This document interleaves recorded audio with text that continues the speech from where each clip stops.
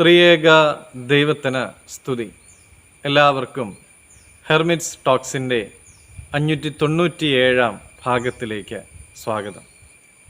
ഇന്നത്തെ പ്രഭാത ചിന്തയ്ക്കായി തിരഞ്ഞെടുത്തിരിക്കുന്നതായ വേദഭാഗം റോമർ 12 അധ്യായം 5 തിരുവചനമാണ്.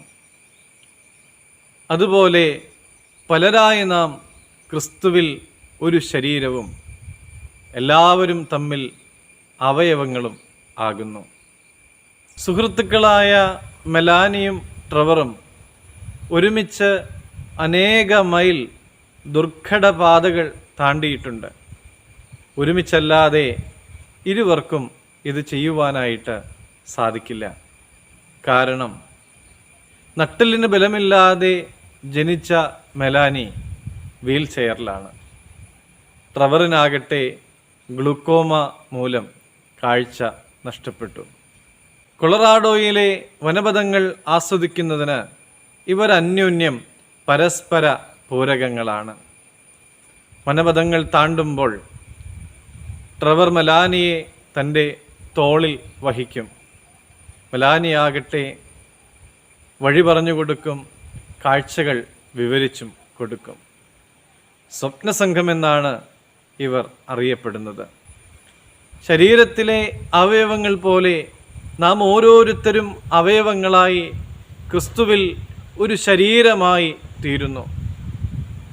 നമുക്ക് ഓരോരുത്തർക്കും ലഭിച്ചതായ കൃപാവരങ്ങൾ പരസ്പരം പ്രയോജനത്തിനായിട്ട് നൽകുമ്പോൾ നമ്മളെല്ലാവരും സ്വപ്നസംഘങ്ങളായി മാറ്റപ്പെടുകയാണ്.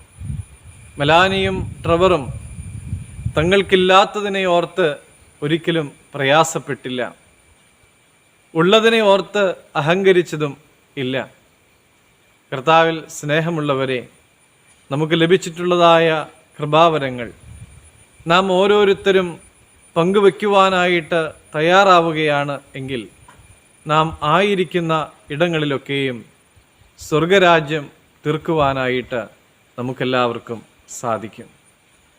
മറ്റുള്ളവർക്കായി പങ്കുവയ്ക്കുവാനായിട്ട് നമ്മുടെ ജീവിതത്തെ വിട്ടുകൊടുക്കുവാൻ സർവേശ്വരൻ നമ്മളെല്ലാവരെയും അനുഗ്രഹിക്കട്ടെ എന്ന് പ്രത്യേകമായിട്ട് പ്രാർത്ഥിക്കുന്നു.